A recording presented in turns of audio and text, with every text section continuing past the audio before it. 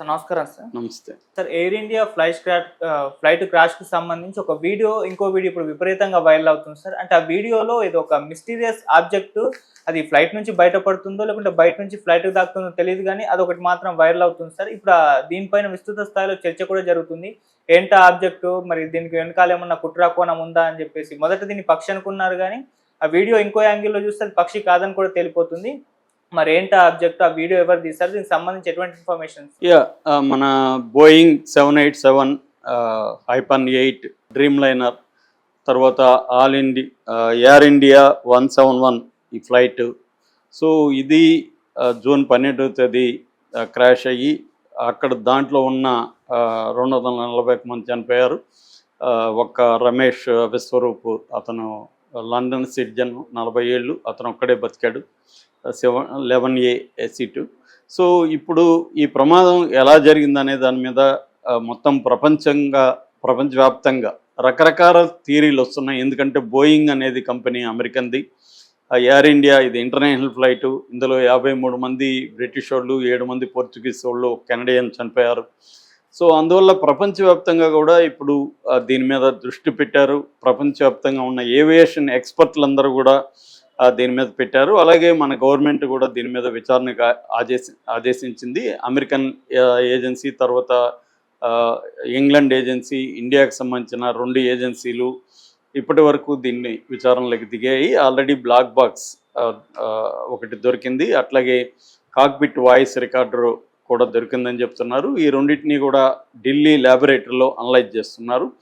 అలాగే వీడియో ఫుటేజ్ని అసలు ఈ ఫ్లైటు 23వ రన్వే నుంచి లేచి 625 అడుగుల ఎత్తులేకెళ్ళి అక్కడి నుంచి కిందికి వచ్చి బీజే మెడికల్ కాలేజీ హాస్టల్ మీద అది కుప్పకూలడం, ఈ ఫుటేజ్ అంతా కూడా ఇవాళ పదే పరిశీలిస్తున్నారు. ఈ క్రమంలో అక్కడ కూలుతున్నప్పుడు ఒక కొత్త ఫుటేజ్ ఒకటి బయటకు వచ్చింది. అది ఎవరు తీశారు, వాళ్ళకి అది కూలుతుందని ముందే తెలుసా, లేకపోతే అక్కడ కూడా ఏమన్నా కుట్రకోణం ఉందా, లేదు జనరల్గానే ఆ దగ్గరలో ఫ్లైట్ కిందికి వచ్చినప్పుడు కొంతమంది కిందికి వెళ్తుంది కదా ఫ్లైట్ అని వీడియోలు తీసేవాళ్ళు కూడా ఉంటారు, అలాగే ఏమన్నా తీసారా అన్నది ఒక ప్రశ్న. అయితే రెండో ప్రశ్న, అక్కడ దగ్గరలో ఒక ఆబ్జెక్టు అనేది అది మరి ఫ్లైట్ నుంచి బయటికి వెళ్తుందా, ఫ్లైట్కి వచ్చి కొడుతుందా అనేది క్లియర్గా లేదు. ఫ్లైట్ నుంచి కొంచెం దూరంలో ఆ మిస్టీరియస్ ఆబ్జెక్ట్ అయితే ఒకటి కనిపిస్తుంది. మొదట్లో అది పక్షి అనుకున్నారు. ఎందుకంటే గుజరాత్లో 5 ఏళ్లలో దాదాపు 542 పక్షి యాక్సిడెంట్లు గుజరాత్లో ఉండే ఎయిర్పోర్ట్లలో జరిగాయి. ఇది కూడా వెరీ ఫేమస్ అనమాట. అహ్మదాబాద్ సర్దార్ వల్లభాయ్ పటేల్ ఇంటర్నేషనల్ ఎయిర్పోర్ట్ కూడా ఈ పక్షులకి వెరీ ఫేమస్. సో అనేక సార్లు పక్షుల వల్ల కూడా యాక్సిడెంట్లు అవుతున్నాయి. పక్షి ఢీకొనడం వల్ల ఏమవుతుందంటే ఇంజిన్ దెబ్బతినే అవకాశం ఉంటుంది. సో ఇవి ఎప్పటి నుంచో జరుగుతున్నాయి కాబట్టి పక్షేమో అని కూడా అనుకున్నారు ఆ ఆబ్జెక్ట్ని. కానీ ఇప్పుడు క్లోజ్గా పరిశీలిస్తుంటే అది పక్షిలాగా లేదు, ఒక రెక్కలాగా ఉంది అని అంటున్నారు. మరి ఈ రెక్క అనేది ఏంటి అంటే విమానం నుంచి బయటికి వెళ్ళిందా ఆబ్జెక్టు, లేదా విమానాన్ని ఢీకొనిందా? విమానం నుంచి బయటికి వెళ్ళిందంటేమో ఇది అప్పటికే ఇది కిందకు వచ్చేసి ఆ ఫోర్స్తో అది పేలిపోతున్న క్రమంలో ఈ రెక్కలు అంటే ఎమర్జెన్సీ డోర్ ఏదైతే ఉందో అది బయటికి వెళ్ళింది అనేది ఒక వెర్షన్ అన్నమాట. అట్లా కాకుండా ఫ్లాప్స్ అంటారు. ఫ్లాప్స్ అంటే విమాన వింగ్స్ ఉంటాయి కదా, వింగ్స్ దగ్గరలో ఉంటుంది, వింగ్స్కి ఆనుకొని ఆ ఫ్లాప్ అంటారు దాన్ని. ఈ అట్లాగే మామూలుగా ఒక వింగ్లో ల్యాండ్ గియరు, తర్వాత ఫ్లాపు ఇలాంటివి ఉంటాయన్నమాట. ఇది అవుట్ సైడ్ ఎడ్జిలో ఈ ఫ్లాప్ ఉంటుంది. సో ఇది ఆ ఫ్లాపు, డ్రాగు, థ్రస్ట్ ఈ 3 వెరీ ఇంపార్టెంట్ అనమాట. లేసేటప్పుడు ఫ్లాప్ చాలా ఇంపార్టెంట్. సో అది వీక్ అవ్వడం వల్ల, అది సరిగా కాన్ఫిగర్ అవ్వకపోవడం వల్ల అది ఎగిరిపడిందా అనే ఒక వెర్షన్ అయితే, రెండోది ఈ రమేష్ విశ్వరూప్ కూర్చొనున్న 11A సీటుకి దగ్గరలోనే ఎమర్జెన్సీ ఇది ఉంది, అది బయటికి వెళ్ళింది. ఈవెన్ రమేష్ విశ్వరూప్ కూడా మోడీ గారితో మాట్లాడాడు. అలాగే దూరదర్శన్తో కూడా ఆయన ఫస్ట్ బెడ్ మీద పడుకొని ఫస్ట్ ఇంటర్వ్యూ ఇచ్చాడు. దాంట్లో కూడా ఆయన క్లియర్గా ఏం చెప్తున్నాడంటే నేను చాలామంది అంటున్నారు నేను దూకేశానని. నేను దూకలేదు. నా సీటు విత్ బెల్ట్ కూడా వేసుకొని ఉన్నాను కాబట్టి నా సీటుతో పాటు నేను కూడా పక్కకి ఎగిరి పడ్డాను. మిగతా వాళ్ళు కూడా అలా పడ్డారు, కానీ వాళ్ళు వాళ్ళ మీద మంటలు కూడా వ్యాపించడం వాళ్ళు కాలిపోయారు.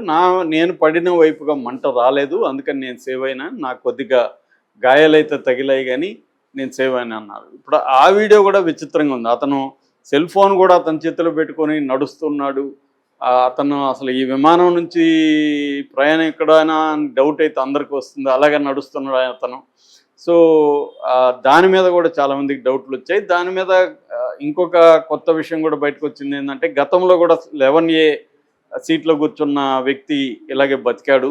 అతను కూడా ఇప్పుడు వచ్చి చెప్తున్నాడు, నేను కూడా ఒకసారి ఎలాంటి ప్రమాదంలో బతికాను. ఎందుకంటే 11A అనేది సపరేట్గా ఉంటుంది, అది కొద్దిగా హైట్లో ఉంటుంది, రెక్కకి దగ్గరలో ఉంటుంది, ఎగ్జిట్కి దూరంలో ఉంటుంది. ఫుడ్ కానీ అన్ని కానీ చివరిలో వస్తాయి, దానికి కూర్చోవడం కూడా కష్టం, అక్కడ ఇరుగ్గా ఆ లెగ్ స్పేస్ కూడా ఎక్కువ ఉండదు. సో మామూలుగా దాన్ని ఎవరు ప్రిఫర్ చేయరు. కానీ ఇప్పుడు అదే కాపాడింది. ఈయన ఎలా కాపాడిందో నన్ను కూడా అలాగే కాపాడిందని అతను అంటున్నాడు. ఇప్పుడు సో ఇతను కూర్చున్న దగ్గరలో ఉండే ఈ ఎమర్జెన్సీ గేటే బయట, ఆ ఎమర్జెన్సీ డోరే బయటపడింది, ఆ ఆబ్జెక్టే అనేది కొంతమంది విశ్లేషిస్తున్నారు. ఇంకొంతమంది ఏమో లేదు, అది ఏదో ఒక ఆబ్జెక్ట్ వచ్చి ఏమన్నా కొట్టిందా, ఎందుకంటే టర్కీ రోల్ కూడా ఉందని కొంతమంది అంటున్నారు. ఎందుకంటే ఈ బోయింగ్ 787 సిరీస్ ఏవైతే ఉన్నాయో వాటిని మెయింటెనెన్స్ అనేవి మామూలుగా మెయింటెనెన్స్ ABCD మెయింటెనెన్స్ ఉంటాయి. CD మెయింటెనెన్స్ అంటే చాలా ఇంపార్టెంట్, హై మెయింటెనెన్స్ అంటారు వాటిని. ఈ హై మెయింటెనెన్స్ని టర్కీ కంపెనీకి ఇచ్చారు. సో వాళ్ళ ఏదైనా